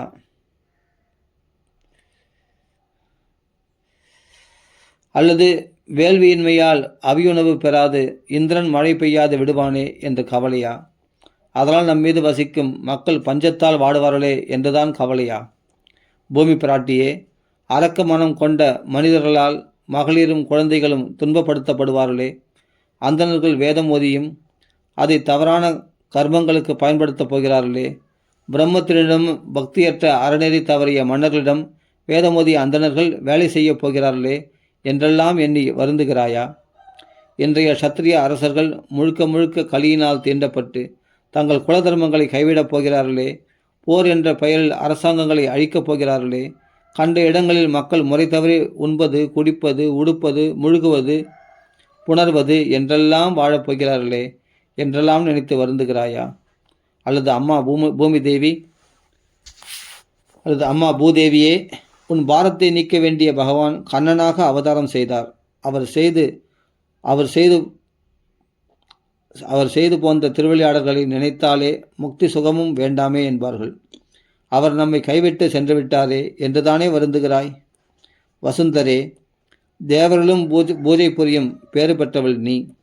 ஏனெனில் இங்குதான் பகவானது இனிய திருவிளையாடல்களை காணவும் கேட்கவும் அதனால் இன்பம் எய்தவும் முடியும். அப்படிப்பட்ட உன் சௌபாக்கியம் மிகவும் பலமுள்ள காலகதியினால் அபகரித்து கொள்ளப்பட்டதா? எந்த மனோவியாதியால் நீ இவ்வாறு துரும்பாய் இழைத்திருக்கின்றாய்? அந்த காரணத்தை நீ என்னிடம் சொல். பூதேவி கூறுகிறாள், தர்மதேவரே, நீங்கள் இப்பொழுது என்னிடம் கேட்பதெல்லாம் தாங்கள் அறிந்தது தானே. பகவானது கருணையால் தானே தாங்கள் 4 கால்களுடன் விளங்கினீர்கள். அவை உலகிற்கு நன்மை செய்யக்கூடியவனாயிற்றே. உண்மை உரைத்தல், தூயவனாயிருத்தல், பிறர் துன்பம் கண்டு வருந்துதல், கோபத்தை அடக்கி பொறுமையை காத்தல், ஏழை எளியோருக்கு கொடுத்தல், போதுமென்ற மனம், தீய வழி நில்லாமை, மன ஒழுக்கம், புறப்பொறிகளில் அடக்கம், அதாவது புலனடக்கம், தனக்குரிய தர்மநெறியில் நிற்றல், வேண்டியவன் வேண்டாதவன் என்கிற வேறுபாடின்மை, பிறர் குற்றத்தை பொறுத்தல், லாபம் கிடைப்பினும் அதில் பற்றின்மை, நூல்களை ஆராயுதல், ஆத்ம ஞானம், ஆசையின்மை, தவறை கண்டு கண்டித்தல், போரில் போராமை, ஆண்மை, தேஜசு, மகிமை, உடல் வலிமை, செய்ய வேண்டிய காரியங்களில் மறவாமை, பிறருக்கு அடிமைப்படாமல் இருத்தல், செயலாற்றும் திறன், அழகு, வியாகுலம், அடையாளம், இளகிய மனம், அறிவுத்திறன், வினயம், ஒழுக்கமுடைமை, ஞான கர்ம இந்திரியங்களின் திறன், இன்பத்தின் இருப்பிடம், அதாவது இன்பம் நுகர்தலுக்கு தாளாமையின்மை, கலங்காமை, சஞ்சலமற்ற தன்மை, அதாவது ஈடுபாடு, அதாவது சிரத்தை, புகழ், எல்லோராலும் கௌரவிக்கப்படுதல், செருக்கின்மை ஆகிய குணங்களும் சான்றோர்கள் விரும்பும் மற்றுமுள்ள பல குணங்களும் இயற்கையிலேயே அமைந்து அவை என்றும் குறைவுபடாமல் நிலவும் குணக்கடலான ஸ்ரீ கிருஷ்ணன் இல்லாத உலகமாகிவிட்டதே. இத்தனை குணங்களும் பூர்ணமாக கிருஷ்ணனிடத்தில் நிறைஞ்சிருக்குதான். அப்படிப்பட்ட ஸ்ரீ கிருஷ்ணன் இல்லாத உலகமாகிவிட்டதே. மேலும் கலிபுருஷன் வேறு இவ்வுலகை பார்க்கிறானே என்றுதான் வருந்துகிறேன். என்னையும் தேவர் தலைவனான தங்களையும் தேவர்களையும் ரிஷிகளையும் பிதர்களையும் சாதுக்களையும் அனைத்து வருணத்தவர்களையும் நினைத்தே நான் வருந்துகிறேன். பகவானையே தஞ்சமென கொண்ட பிரம்மா முதலிய தேவர்கள் மகாலட்சுமியின் கடாட்சத்திற்காக பல காலம் தவம் செய்கிறார்கள். ஆனால் அந்த தேவியோ தனது வாழ்விடமான தாமரை பூத்த தடாகத்தை விடுத்து பகவானது பாத கமலங்களின் அழகில் மயங்கி அங்கேயே வாசம் புரிகிறாள். தாமரை, வஜ்ரம், அங்குசம், துவஜம், கொடி முதலிய ரேகைகள் அமைந்த பகவானது அழகு வாய்ந்த திருவடிகள் என்மேல் சஞ்சரித்ததால் உலகங்களும் மிகுந்த சௌபாக்கியம் உடையவளாக நான் விளங்கினேன். அதனால் சிறிது செருக்கடைந்த என்னை பகவான் கைவிட்டு விட்டார். எனது பெருமைக்கு இது முடிவு காலம் என எண்ணுகிறேன் என்று பூமாதேவி கூறுகிறாள். பூமியில் தானே பகவான் நடமாடினார், அதனால் பூமி செழிப்பாக இருந்ததுதான். கொஞ்சம் கர்வம் அடைந்து விட்டாலாம் பூமாதேவி அப்படின்னு அவளே சொல்கிறான். அதனால தான் பகவான் என்னை கைவிட்டு வைகுண்டத்துக்கு போயிட்டார். இப்போ கலியுகம் பிறந்து விட்டது, அவஸ்தைப்படுவேன் அப்படின்றான். நூற்றுக்கணக்கான அக்ஷயினி சேனையாக விளங்கிய நலிந்த அசுர வம்சத்து அரசர்களை கழிந்து என் பாரத்தை போக்கினார். 3 கால்களை இழந்து வருந்தும் தர்மதேவதையான தங்களை வீர செயல்களினால் 4 கால்களுடன் விளங்க வைக்கவே எது வம்சத்தில் அழகு திருமேனியராக தோன்றினார். அவர் வடிவெடுத்தது அவரது இச்சையாலேயே அன்றோ? மேலும் ஸ்ரீ கிருஷ்ணன் தனது அன்பான பார்வை, மனோஜமான புன்னகை, இன்சொல் ஆகியவைகளால் யானே கற்பரசி என்று செருக்கடைந்த சத்தியபாமை முதலிய தன் மனைவிகளின் செருக்கை நீக்கினார். அந்த பகவானது திருவடிகள் என் மீது பட்டதால் என்னுடலில் தானியங்கள், பயிர் பச்சைகள் என்கிற மயிர்கூச்சல் உண்டாயிற்று. புருஷோத்தமனான அந்த கண்ணனின் பிரிவை எந்த பெண்தான் பொறுத்து கொள்ள முடியும்? இவ்வாறு தர்மதேவதையும் பூதேவியும் உரையாடி கொண்டிருக்கும் போது மன்னன் பரிசித்து கிழக்கு நோக்கி பாயும் சரஸ்வதி நதிக்கரையை குருஷேத்திரத்தை அடைந்தான். ஸ்ரீமத் பாகவத மகாபுராணம் 1வது ஸ்கந்தத்தில் 16வது அத்தியாயம் முற்றிற்று. 17வது அத்தியாயம். பரிசித்து கலியை கடிதல். சூத புராணிகர் கூறுகிறார், சரஸ்வதி நதிக்கரையில் அரசு வேடம் தரித்த ஒரு வேளாளன் சூத்திரன் காப்பாற்றுவதற்கு யாருமில்லை என்பது போல் நினைத்து கையில் பிரம்பு கொண்டு ஒரு பசுவையும் ஒரு காளையும் அடிப்பதை அரசன் பரிசித்து கண்டான். சூத்திரன் ஆனதால் அடிக்கப்படும் அந்த காளி தர்ம தேவதை தாமரை தண்டு போல் வெளுத்திருந்தது. ஒற்றை காலுடன் வருந்தி பயத்தால் நடுநடுங்கி சிறுநீர் கழித்து கொண்டிருந்தது. பரிசுத்து அங்கு கண்ட பசுவோ அக்னிஹோத்திரம் முதலிய தர்ம காரியங்களுக்காக பாலை கறப்பது. சூத்திரன் காலால் உதைப்பதால் கருணைக்காக ஏங்கி நிற்பது. கன்றும் இல்லை, முகத்திலோ கண்ணீர், புல்லுக்காக ஏங்கி இழைத்த உடல். தங்கமயமான தேரில் நிற்கும் பரிசுத்து இதை கண்டு வில்லில் நானேற்றி இடிமுழக்கம் போன்ற உரத்த குரலில் கேட்டான், நான் காத்து நிற்கும் இவ்வுலகில் பலமற்றவர்களை வீணிலே துன்புறுத்தும் பலவானான நீ வெளித்தோற்றத்தில் அரசனைப் போலிருக்கிறாய், ஆனால் செயலிலோ நீச்சனாக காண்கிறாயே, நீ யார்? காண்டிபனான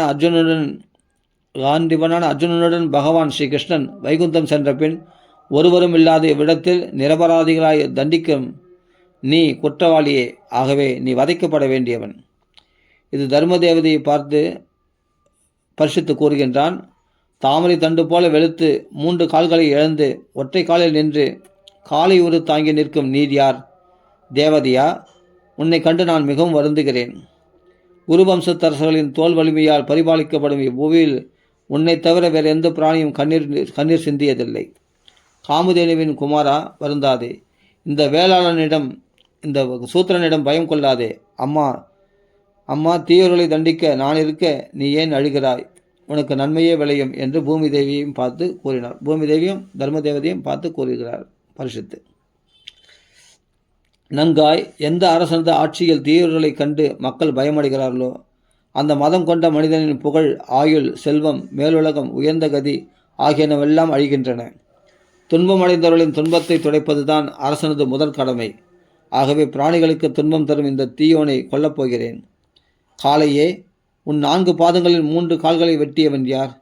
ஸ்ரீ கிருஷ்ண பக்தனான அரசனது ஆட்சியில் உன்னை போன்று யாரும் துன்பம் அடையக்கூடாது. விருஷபமே, குற்றம் புரியாத சாதுவாகிய உன்னை உருக்குலைய வைத்தவன் யார்? சொல், இது பாண்டவர்களின் புகழுக்கு இழுக்கன்றோ? உனக்கு நன்மை உண்டாகட்டும்.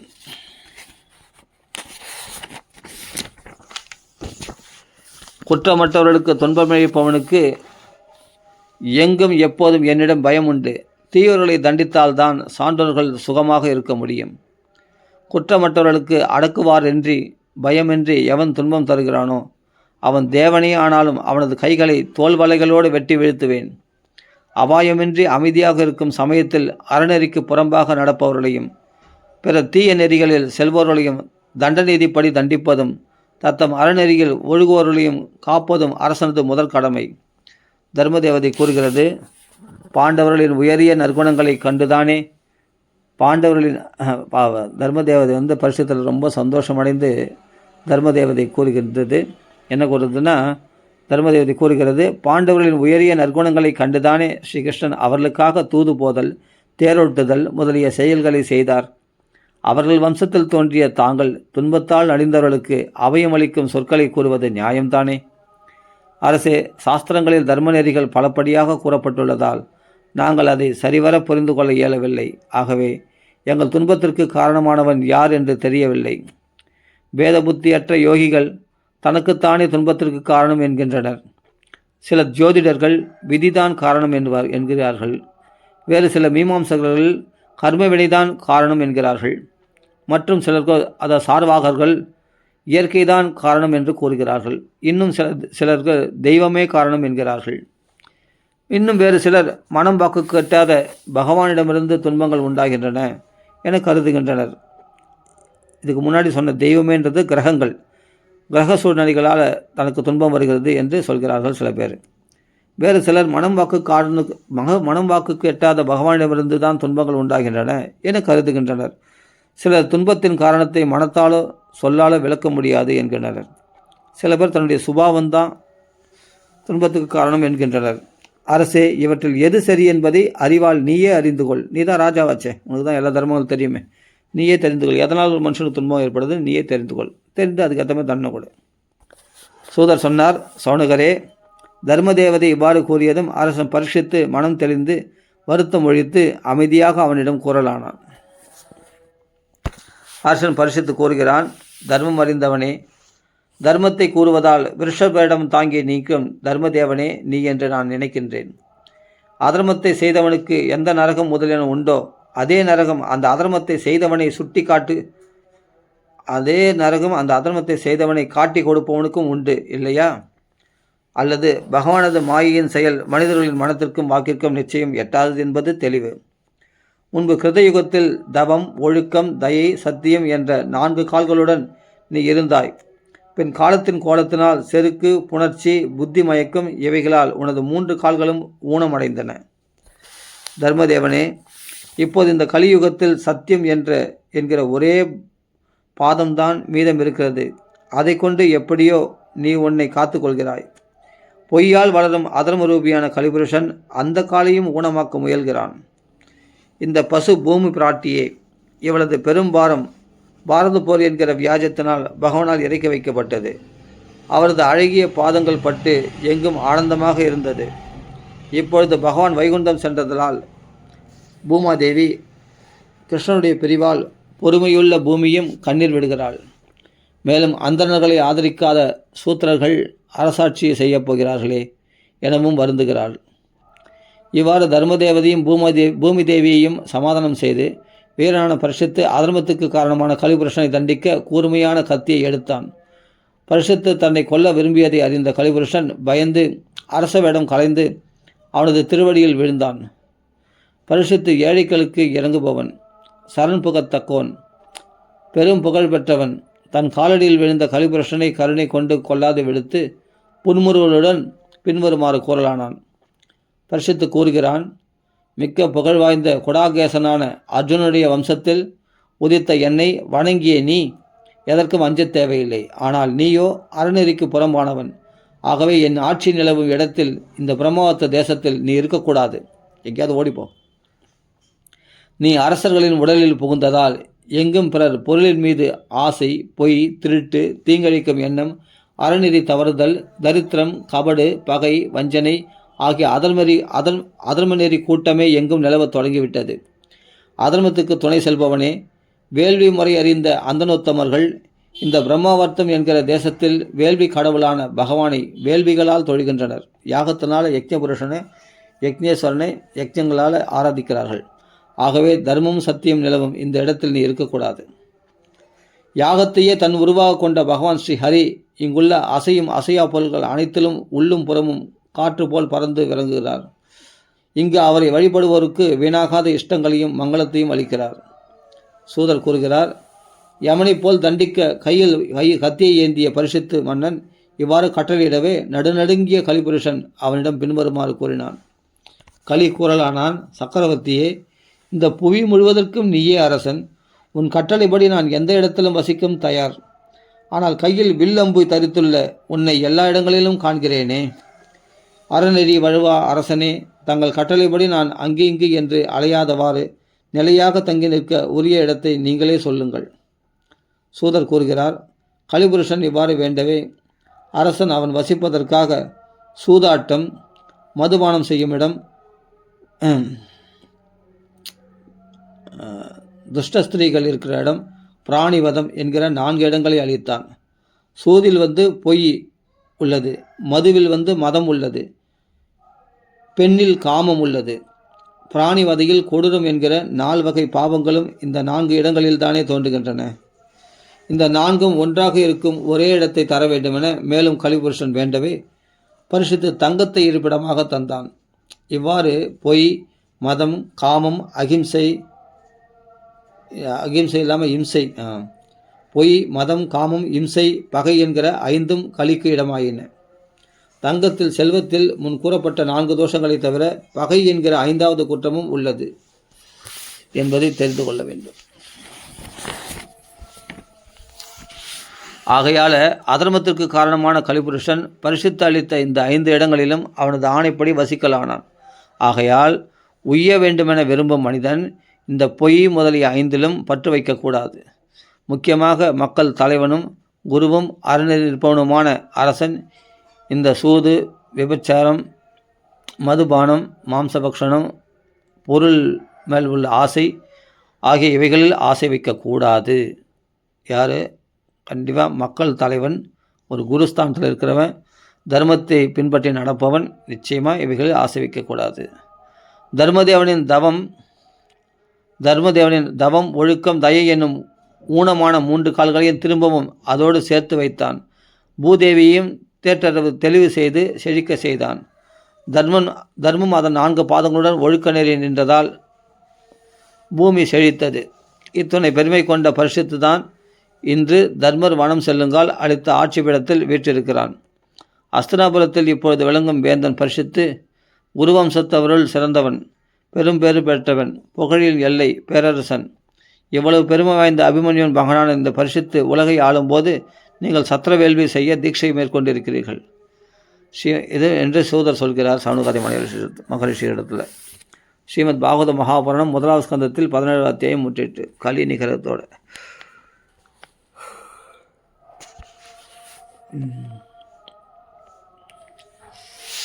இதோட களியை நிக்கரகம் பண்ணதோடு நம்ம பூர்த்தி பண்ணிப்போம். அடுத்தது நாம் அடுத்த பக்கத்தில் பார்க்கலாம். ராம ராம ராம ராம ராம ராம ராம ராம ராம ராம ராம ராம ராம ராம ராம ராம श्री राम सिंह की जय, श्री प्रेम सदगुरु महाराज की जय, श्रीमद् भागवत भगवान की जय, आंजनेय स्वामी की जय, राम राम राम राम राम राम राम राम राम।